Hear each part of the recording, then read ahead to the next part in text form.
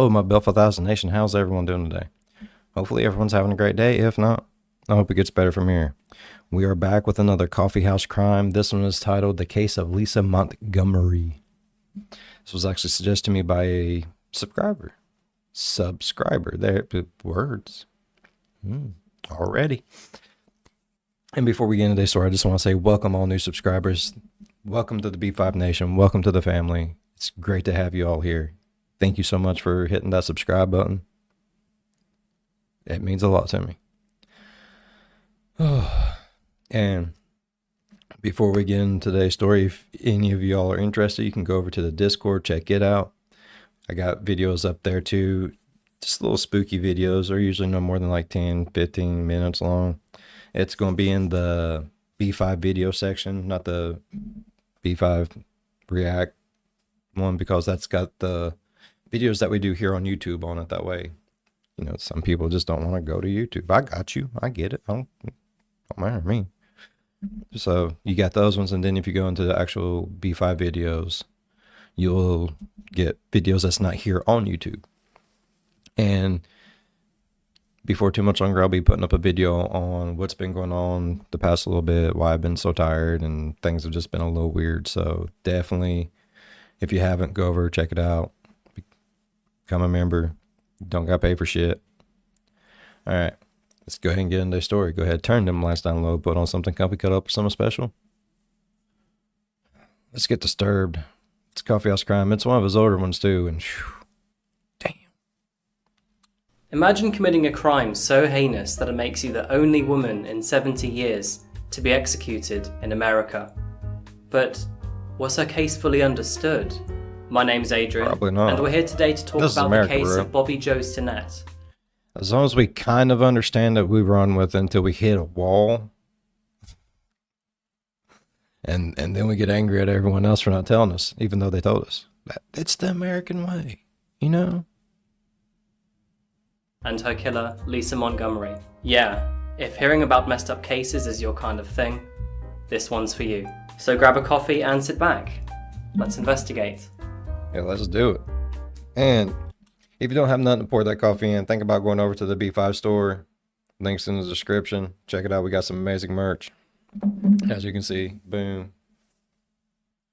Got all kinds of different stuff. I just put up some new designs on some shirts and stuff. I'm getting ready to do some new stuff with some hoodies and stuff for the winter. So, oh, you know how that goes.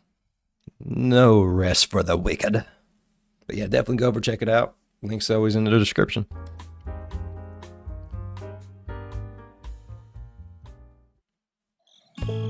The story begins in Skidmore, Missouri. Skidmore, Missouri. Now, Skidmore is a very interesting place. It doesn't have the population of a small town, more like the population of an aeroplane, 250 inhabitants. And that's mostly because it's a farming community nestled trust some deep small in towns, the bro. prairies of Missouri. We've seen many videos. Man, I used to be like, oh, I would love to live in a small town where everyone knows everyone. That'd be amazing.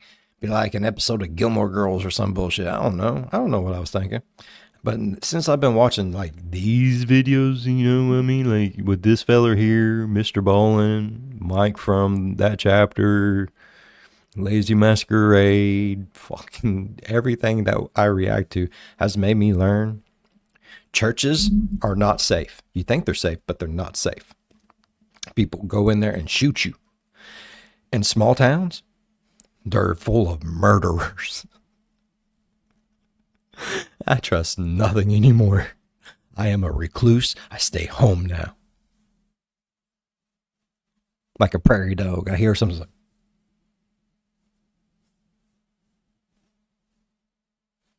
you know what I mean? But what's more interesting is the history that it holds. In just 3 decades, Skidmore had a local dictator, a murder, a second murder, and then a disappearance. And remember, this is all with only a population of 250.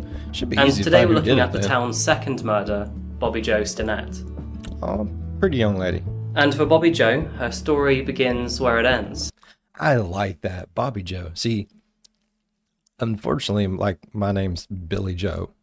Not together, but all through school, like teachers thought I was a girl, and first day of school, it's like Billy Joe. It's like, and my name be written up on the board with an IE instead of a Y, and I'm like, oh, I have a penis. Put my Y up there, please. But yeah, it's like Billy, then Joe, because it's William Joseph originally. You know what I mean? She was born on December the 4th, 1981 in Skidmore. Not a lot is known about Bobbie's past, but elders in the town described her as a quiet yet happy girl as a child. While growing up, Bobbie met Seb at school, and the two became childhood sweethearts. The typical girl next door. In 2003, Gotcha. They both married in a local church to the town. They had great hope for the future. Pretty. They dreamed about selling their small rental cottage and building themselves a larger home, one that would house both them and their children in the future. And a few months later, part of that dream would come true. In April 2004, Bobbie Jo fell pregnant. They were both ecstatic and expecting the baby sometime January the following year. Seb worked for a local manufacturing plant for Kawasaki in Maryville, and Bobbie Jo had a few home-time hustles, one of them including breeding and selling rat terrier dogs. So by December 2004, the baby was well on its way. Bobbie Jo was 8 months pregnant, and she was still... I have a little Jack Russell rat terrier. Man, she's mean, bro. Like, I normally have like pits, Rottweilers. I like the dogs that people are normally scared of, because honestly, I'm not scared of them. There's never been a time in my life where I've been scared of any animal. That's just how I was raised. I was raised on a farm. Like, I'd go out to my Uncle Chuck's and Aunt Maxine's and stuff like that, and it was always nothing but just like cattle, dogs, and they never met a stray animal. You know what I mean? Like, it was just a visitor. And my Uncle Chuck always told me, don't ever be afraid. And even if you are, hide that shit well, because once they smell fear, they got your ass. I'm just not afraid. I have thumbs. You know what I mean? I have a 1-up. I will thumb you in the face. I don't know, but I have thumbs. That's my rule. That's my thing. It's like, look, you might have teeth and a jaw that can crush a pipe. I have a thumb. I don't know what good that does, but that's what I say. But I'm not scared of animals, and I usually do have mini pits, and like I have a few pits now, and we have one that me and the old lady got probably about 14-15 years ago, and she's old. That dog though scares the shit out of me. That's the only dog that I've ever had that's actually bit me. But the sad thing is, I'm like her favorite person too. I don't know. We have a love-hate relationship, I guess. We hate to love each other and we love to hate each other. Breeding and selling her rat terrier dogs. She would advertise them online, and part of her business would be to keep a rapport through an online chat room dedicated to rat terrier dogs called Ratter-Chatter. Sounds catchy. Other members of the Ratter-Chatter group knew Bobbie Jo for her sweet and caring nature. They would talk about this one right here. That looks like mine. Right there.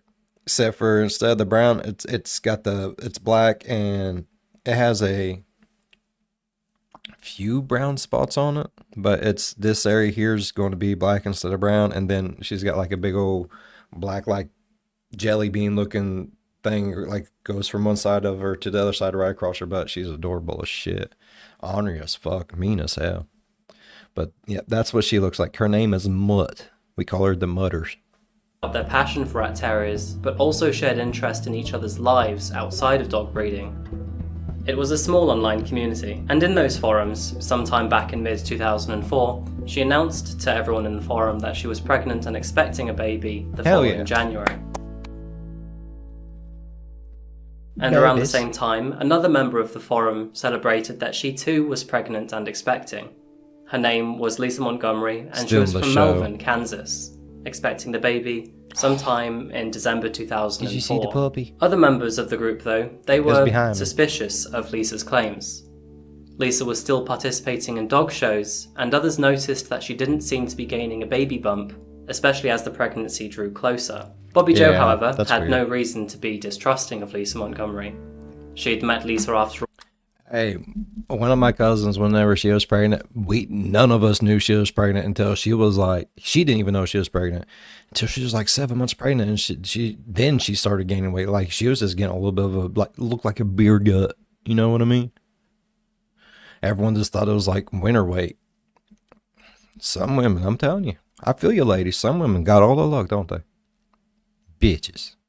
I got your back, ladies. At dog shows previously that year. The two often would talk about the highs and lows of pregnancy, babies' names, and things they'd buy for the babies after they gave birth.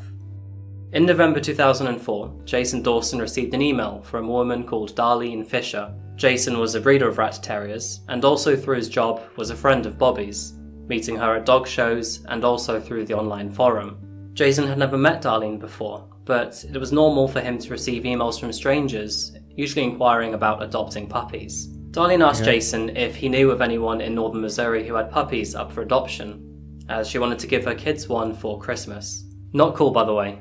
A dog's for life, not just for Christmas. Jason knew Bobbie had a dog who had just had puppies, and they'd be ready to go to new homes for mid-December, so he recommended Bobbie to Darlene. He gave Bobbie's details to her that afternoon. So Darlene eventually got... Yeah, I agree with him. I don't believe you should give animals out as a gift at Christmas or Easter and shit like that, because if it don't work out, it's not the puppy's fault, and it always ends up being the thing that suffers. It's something you should do as a family. Go through, find a pet that you want, that you all agree on, that you can all take care of, and then get one. Don't just try to surprise people, because if it don't work out, then the motherfucker's in a pound and everything. And no, I know pounds do what they can, but they can only do so much, and a lot of them at the end of it will put down animals. And if you've been a part of this channel for any amount of time, for all you new ones, I love animals more than I love most people. They're innocent creatures. To me, they're like kids. If you're not willing to bring it into this world, take care of it, give it all the attention, all the love, and everything that it needs, you don't fucking need one. That's my thing. In touch with Bobbie. Sorry. Through the Ratter Chatter forum, and she sent an email to her which read, "I was recommended to you by Jason Dawson, and have been unable to reach you either by phone or email.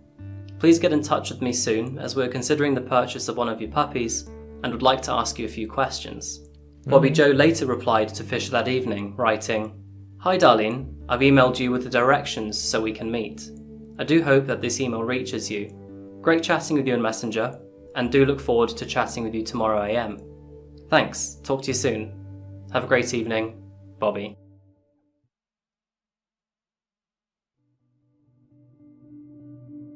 The next day was December the 16th, and it was warm for a winter's morning. Sun often breaking through the clouds. Gorgeous. It was a Thursday, so Zeb went to his usual workplace in Maryville at Kawasaki Motors, leaving Bobbie Jo at home with the dogs. Bobbie was waiting for the arrival of Darlene Fisher. Nothing felt out of the ordinary for her. It was a usual day after all. And then at around 2:30 p.m, Bobbie heard a knock at the door.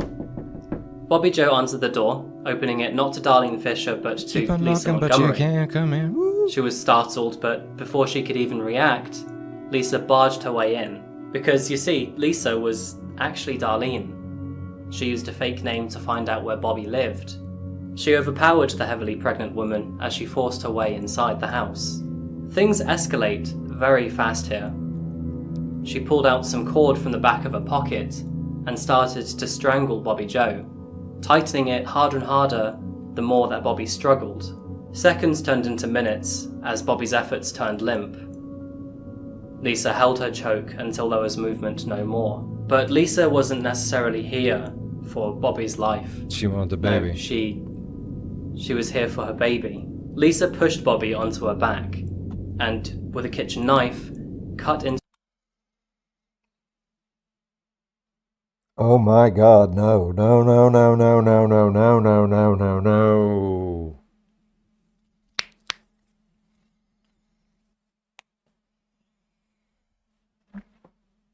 What the fuck is wrong with people, man? If you can't have a kid on your own, adopt. There's millions of babies out there that have nothing. Millions of kids out there that have nothing that would love a fucking home. Why the fuck you gonna cut a baby out of a...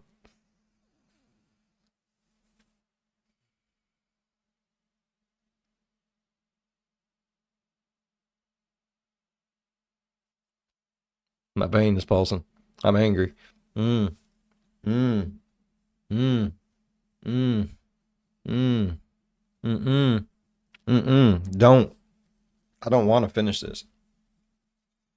Let's finish this. To a wound by slicing through her abdomen. But halfway through slicing her stomach open, Bobbie regained consciousness. Think about this for a second. She regained consciousness to see another human being slicing her baby out of her with a knife. No. She was too weak to fight back, and once the cut was large enough, Lisa pulled the baby out of her womb, wrapped her in a blanket, turned around, and walked off, leaving Bobbie Jo to die.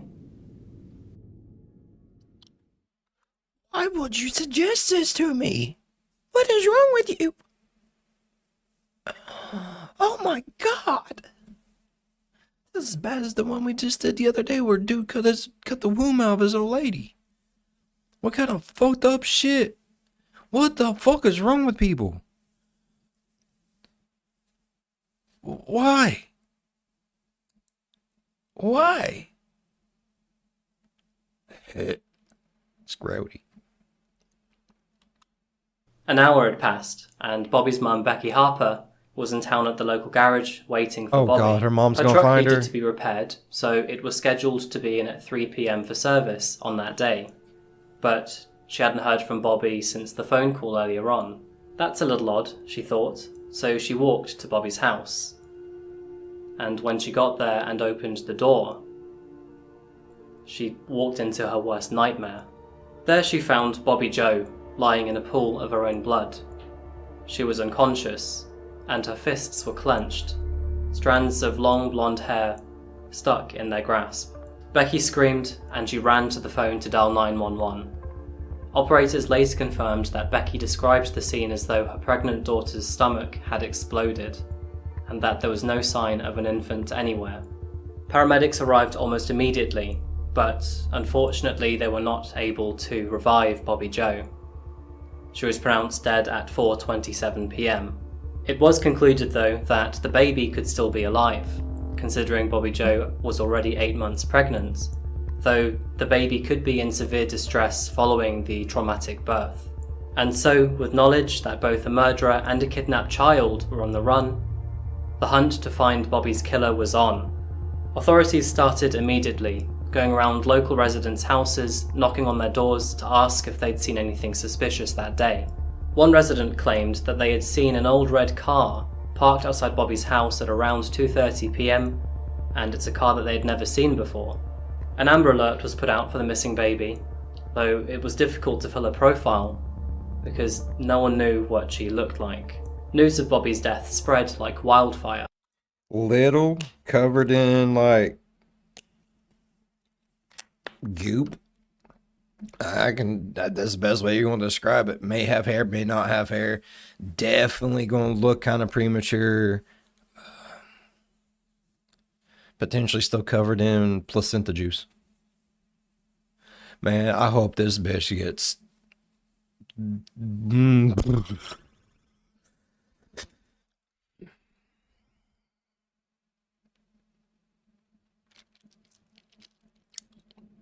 I hope she's in prison for the rest of her life, and I hope every day someone just cuts her open and puts their hand inside her and plays the fuck around. Shockwaves were felt in the local communities, and the whole country heard of Bobbie's horrific death.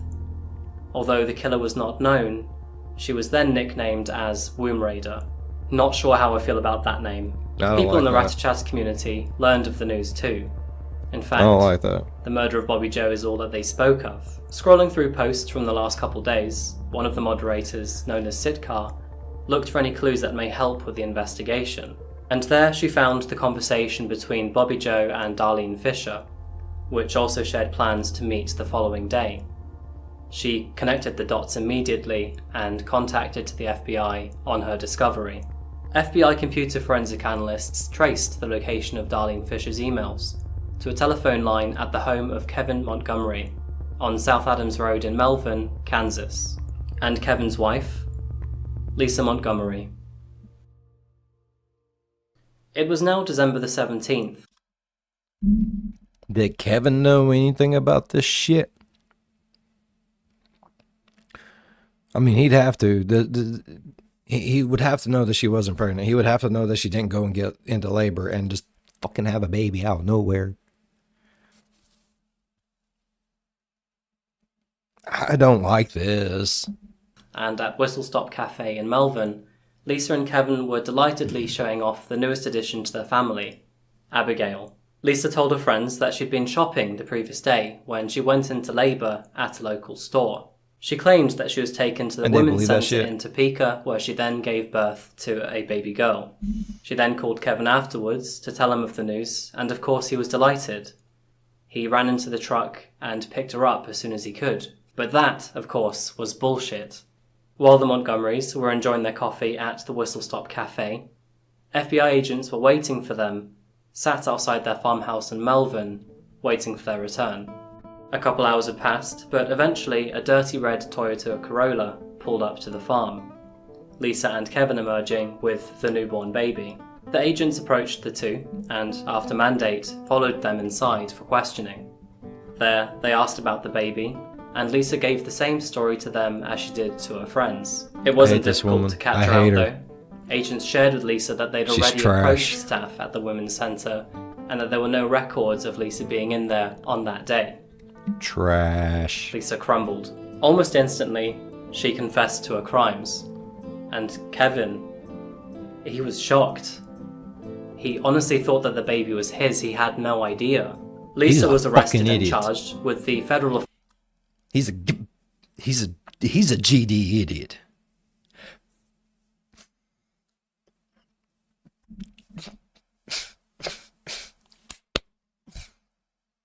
That's what the motherfucker needs to. How the fuck you gonna sit there and see that your old lady ain't getting no bigger? She knows she ain't fucking pregnant.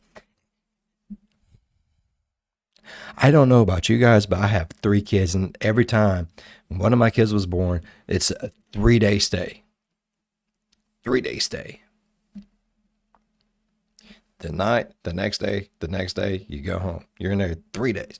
I don't know what the hell these dumbass motherfuckers was thinking, but I'm going to go ahead and tell you, yeah, she wasn't in there no 3 hours. And I was like, okay, bitch, you're good to go. Come on home.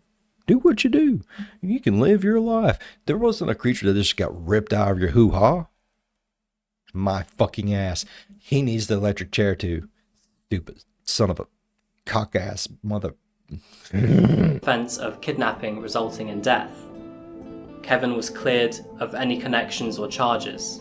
Carl Bowman testified that his ex-wife Lisa could not have been pregnant, as in 1990 she'd undergone tubal litigation surgery after the birth of their 4th child. After her procedure though, Lisa would fake... He has kids already and he doesn't know how it goes? What the fuck is wrong with this pecker-wooded ass motherfucker?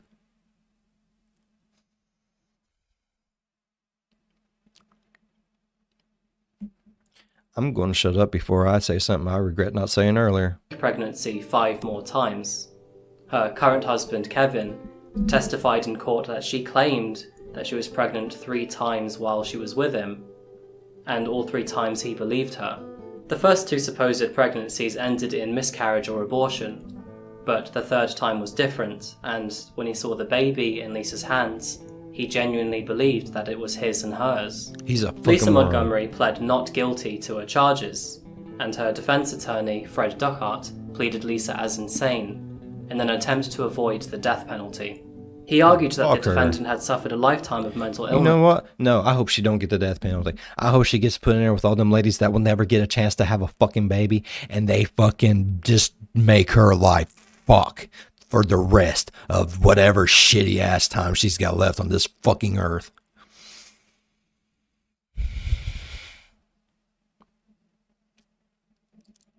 Anger is real, and I am feeling a lot of it right now.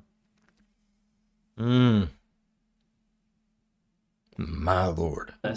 Due to the psychological, physical, and sexual abuse that she'd endured as a child from both her mother and her stepfather. This didn't work though, because on October the 22nd, 2007, just after 5 hours of deliberation, the jury found that Lisa Montgomery was found guilty of murder.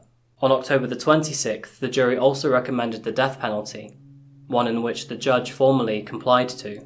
And this is where we learn more about the real Lisa Montgomery, because only after the trial was more light shed on her history. When Lisa was a child, it was found that her mother trafficked both Lisa and her sister to other men. And while Lisa's older sister, Diane, cared greatly for Lisa, at the age of 8, when Lisa was just 4, she was taken out of her family home by social services and put into foster care. Social Securities, though, didn't take Lisa away, which meant that she was now left all alone to deal with the abuse by herself. Lisa was also the target of her stepfather's aggressive behaviour. He routinely sexually assaulted her and often slammed her head into the concrete, a few times so hard that she sustained traumatic brain injuries to her head. At the age of 14, Lisa spiralled into alcoholism just to get through the nightmare that she was living. But it didn't stop there. At the age of 17, Lisa's mother forced her to marry her stepbrother, Carl Bowman. He would also go on to routinely sexually and physically abuse Lisa. The two ended up having 4 children, but they lived in severe poverty and often had calls and visits from social services.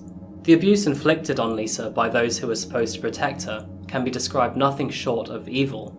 She also suffered from fetal alcohol syndrome, as her mother was drinking heavily at the time that she was pregnant with Lisa. However, much of the abuse that Lisa had gone through was not revealed to the jury in her trial. Most of this only came out in her appeal after the verdict. This was actually considered the defense attorney's greatest failure in defending Lisa during her trial.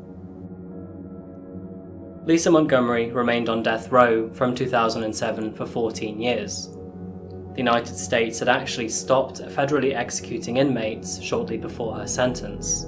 But at the end of 2020, in his final days as president, President Trump overturned the hiatus of federal executions and issued a special warrant for the executions of several inmates. One of them would be Lisa Montgomery. This sparked controversy in Lisa's case, as not only did her trial not take her abuse into consideration, but the world has also learned a lot more about mental health in the time since her conviction. This changed nothing, however, because on January the 13th at 1:31 in the morning, Lisa Montgomery was pronounced dead following lethal injection at the federal prison complex at Terre Haute, Indiana.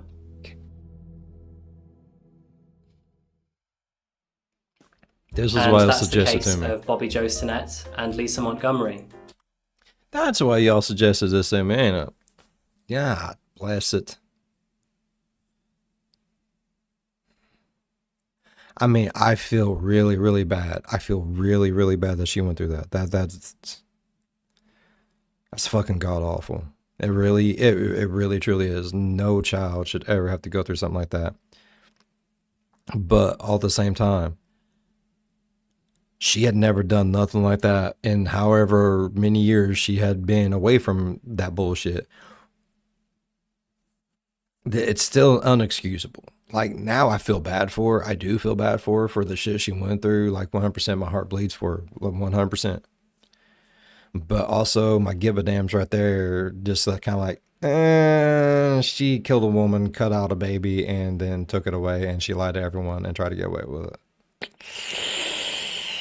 I feel bad for you, but you know something? You just fucked up a whole other child, a whole other family, and any potential anything that these two people could have had together. So you became just as big a monster as your mama. Sorry about you.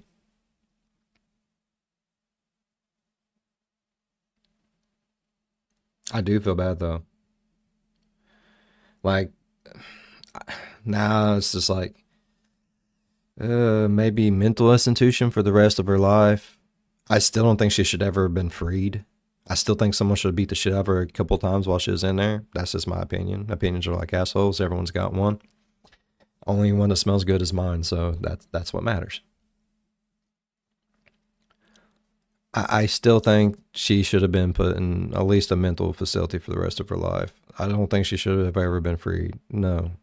I don't think there is any true help for her now. What if something would have went wrong and when she cut that baby out and what if that baby wouldn't have lived? That'd been 2 lives and that would have been an innocent life taken. Like, no baby deserves that. No family deserves what this bitch did either. But I do feel sympathy for the shit she went through. But that's to me, that doesn't excuse. You're an adult now. You can make your own choices. You got away from all that bullshit. Why cause that shit for someone else? You murdered someone. You cut open their fucking stomach and you ripped their baby away from them. That's evil. All right. I would say I really enjoyed this story, but that would be a lie.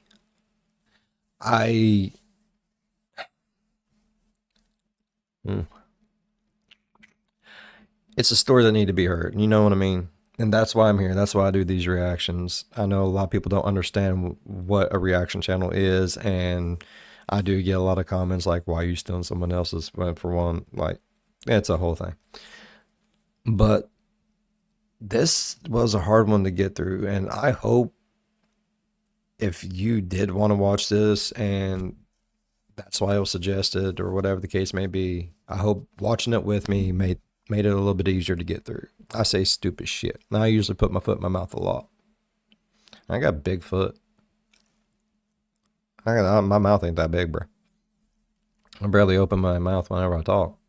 I open it more here than I do, just everyday living, because I gotta pronounce things correctly and enunciate. Can't talk like you got a mouthful of shit, Bill. You know what I mean? But yeah, this stories like this is why I do reactions, because some of the stories I like to hear, they're god awful. This one here, I could have went the rest of my life without fucking hearing and been perfectly okay with it. But I know someone out there does need to hear it, does want to watch it. So hopefully watching it with me helped out from at least a little bit.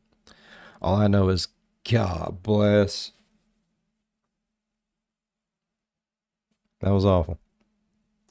Other than that, I mean, I really enjoyed the premise of the story and, let's get this out there so people can see, like, crazy happens. If y'all enjoyed it at least as much as I did, please go down there and leave a thumbs up. While you're down there going over, slap that subscribe button. I see you all out there. I see you slapping that thing. Its face is getting red. It's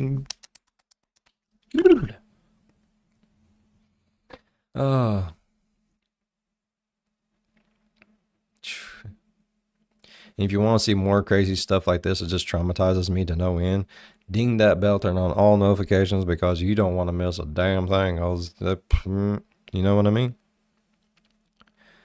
As always, for the love of God, be good to one another. I'll see you in the next one. Bye-bye. Damnation, Adrian. This was only like a freaking 16-minute video, and all my bitching made it out to be 34 minutes long. Jeez.